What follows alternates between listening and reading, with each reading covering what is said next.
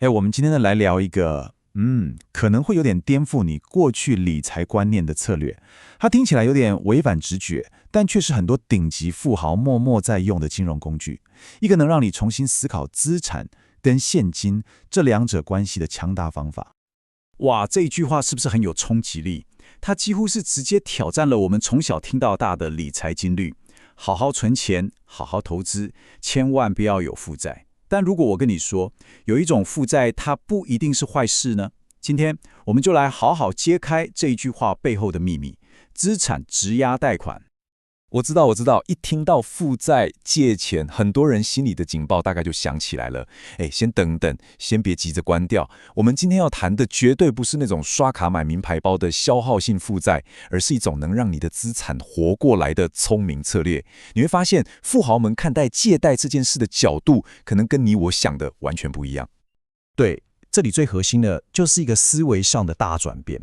你辛辛苦苦建立的投资组合不应该只是静静的躺在那边等着增值。你可以想象一下，如果它能变成一台会自己下金蛋的鸡翅，你根本不需要把它卖掉，就能源源不绝地拿到现金流，而且它自己本身还在继续长大。这就是我们今天要谈的精髓。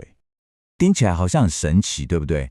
别急，这真的不是什么魔法，它背后有一套非常清楚的运作逻辑。我们直接用一个超简单的例子来看看这整件事到底是怎么发生的。好，我们就来想象一下，经过多年的努力和储蓄，你终于建立了一个价值100万美金的投资组合，里面可能是股票，也可能是 ETF， 总之就是你的核心资产。这就是第一步。假设你今年需要2万美金来过生活，但你不想卖掉任何一张你宝贵的股票，所以你就用你那100万的资产当作抵押品，跟券商借出了这2万块。你看，你1毛钱的资产都没卖掉，现金就到手了。好，那问题来了，这也是整个策略最反直觉、最颠覆我们传统思维的地方。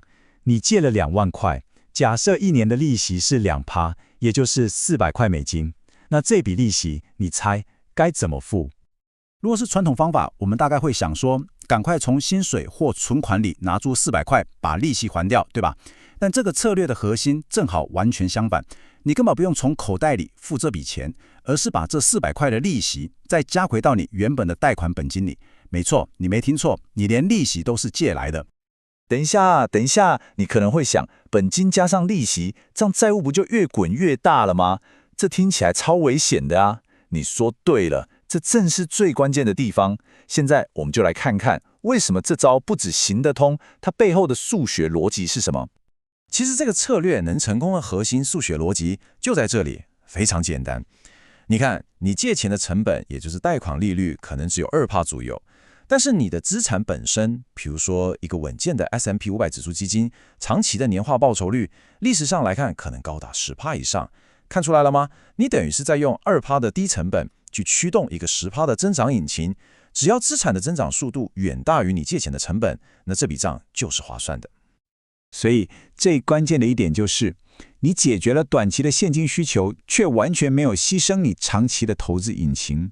你保住了那颗能持续产生复利的资产主体，这跟为了用钱而忍痛卖掉正在上涨的股票是2种完全不同的境界。好，前面听起来都很美好，对吧？但现在我们必须非常严肃地进入这个策略的危险地带，因为这个工具非常强大，所以如果你用错了，它的伤害也可能非常巨大。我们必须强调，这绝对不是一个零风险的游戏，你必须对风险有着绝对的敬畏之心。这个策略最大的单一风险，或者说最大的梦魇，就叫做追缴保证金，英文是 margin call， 很多人更喜欢直接叫它断头。简单来说，就是你的抵押品价值缩水了，缩水到不足以担保你借出去的那些钱了。这个过程就是最糟糕的状况，一个死亡螺旋。第一步，市场突然暴跌，你的资产价值大幅缩水。第二步，券商发出追缴通知，要你补钱进去。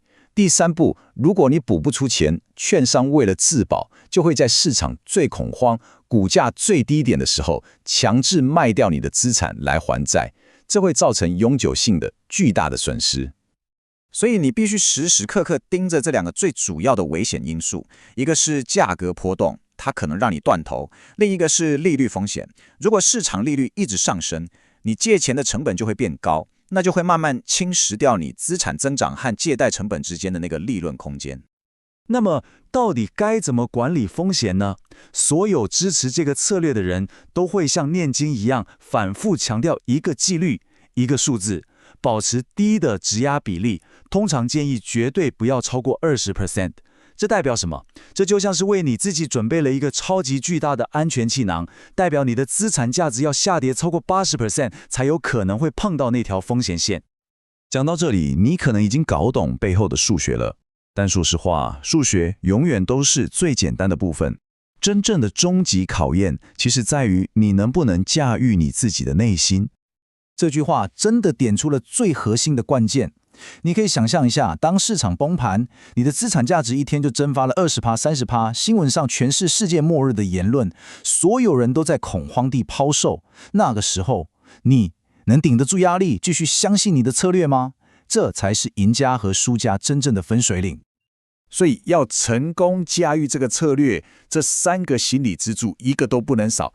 你必须打从心底相信你投资的标的，你必须像机器人一样严格遵守不超过20% 的铁律，而且你必须有能力在市场最恐慌的时候关掉新闻，静静的等待风暴过去。好了，我们来快速回顾一下今天最重要的3个行动准则。第一，利息不用现金付，把它滚入本金，这样才能保护你宝贵的现金流。第二，质押比例实守在20% 以下，把风险管理当成你的最高信仰。第三，永远不要杀掉那只会下金蛋的鹅，也就是你宝贵的能产生复利的资产引擎。最后一定要提醒大家，我们今天所有的讨论都只是基于公开资讯的教育和参考，绝对不构成任何投资、法律或税务上的建议。任何金融工具都有风险，你在做任何决策之前，请务必咨询专业人士。听完今天的内容，我想留给你一个问题好好思考。对你来说，你的投资组合到底是一个等着某天被敲碎来用钱的铺满，还是一台可以被你聪明利用、源源不绝产生动力的强大引擎？这个问题的答案很可能会决定你未来的财富路径。感谢你的收看，